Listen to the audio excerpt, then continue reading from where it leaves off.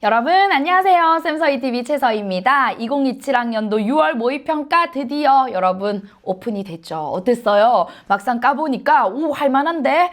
넘을 수 있는 강인데? 건널 수 있는 강인데? 뭐 이런 생각 들었을 것 같아요. 맞아요. 지금 여러분 몇 등급인지 몇 점인지 그렇게 중요하지 않아요. 그게 곧 수능 점수는 아니니까. 다만 지금 우리가 해야 될 것은요. 면밀하게 해당 작품, 해당 지문을 분석해보는 그런 시간은 필요합니다. 그래서 제가 돌아왔습니다. 여러분 우리 쌤서희TV에서는 중요한 작품들을 중심으로 먼저 선별해서 한번 다뤄보도록 할게요. 김기택의 나무라는 작품이 나왔는데 이 작품은 굉장히 낯선 작품이에요. 한 번도 출제된 적이 없었던 작품이에요. 그런데 가예요. 가에는 되게 익숙했던, 그러니까 2027 수능을 준비하는 수험생이라면 익숙해야만 하는 연계교재 수능 특강에서 다뤘던 그 나무라는, 김명인의 그 나무라는 작품이 나왔어. 결코 쉬운 작품은 아니지만 어쨌든 그 익숙한 작품과 나의 지금 오늘 다룰 김기택의 나무라는 작품이 나왔거든요. 그래서 한번 볼 텐데 핵심 포인트를 먼저 잡아보면요. 화자가 무엇을 어떻게? 화자가 나무를 관찰하거든요.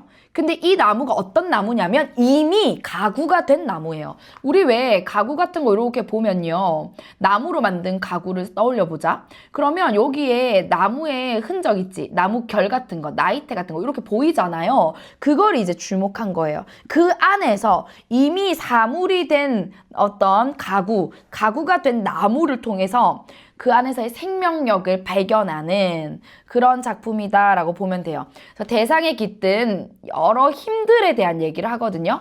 그 힘들이 어떻게 작용하는지, 그 안에서 역동적인 시간들, 이런 것들에 대한 이야기를 합니다. 고통의 시간, 난폭한 힘을 받아내는 시간. 근데 그게 다 버려지는 쓸데없는 시간이 아니라 생명의 깊은 질감으로 남는 시간이 됐다. 이렇게도 이해할 수 있겠어요. 자, 우리 이런 얘기 많이 하지. 시련은 나를 더 단단하게 한다. 근데 시련 없었으면 좋겠는데요.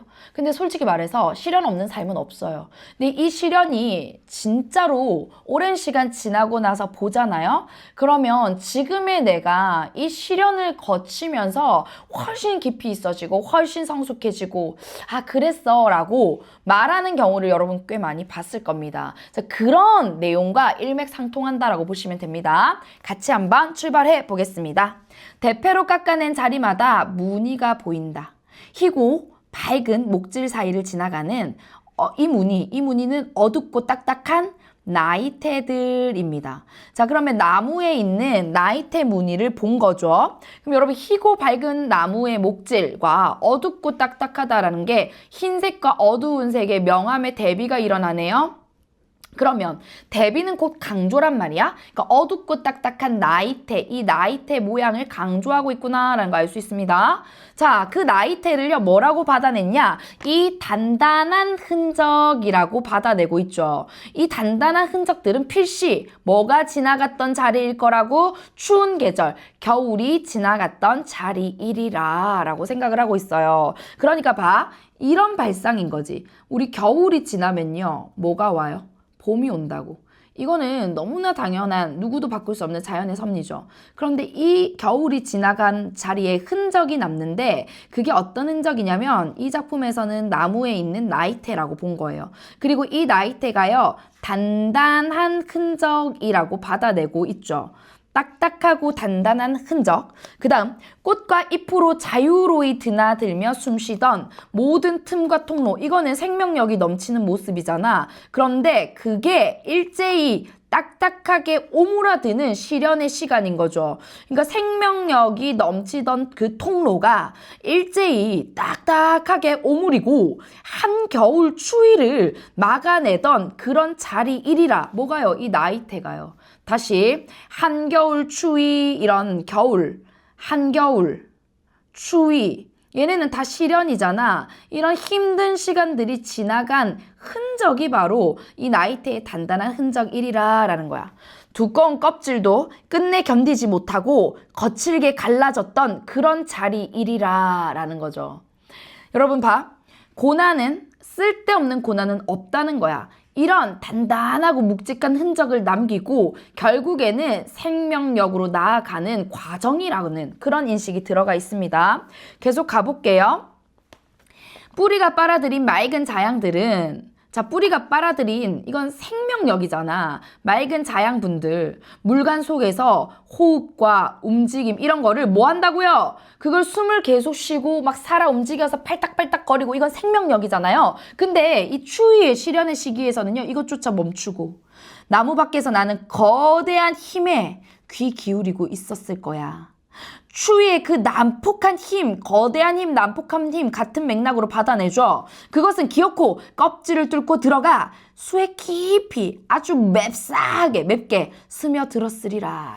이 겨울의 혹독한 시련이 나무에 나이테의 흔적을 남겼을 거고 그게 이제 봄의 생명력으로 이어지는데 이 겨울의 추위가요. 거대한 힘, 그리고 난폭한 힘, 이렇게 바깥에서 우리 피할 수 없는 큰 힘이 이런 폭력이 혹은 이런 시련이 온단 말이야. 그게 여기에 단단하게 딱딱하게 깊게 스며들었을 거야.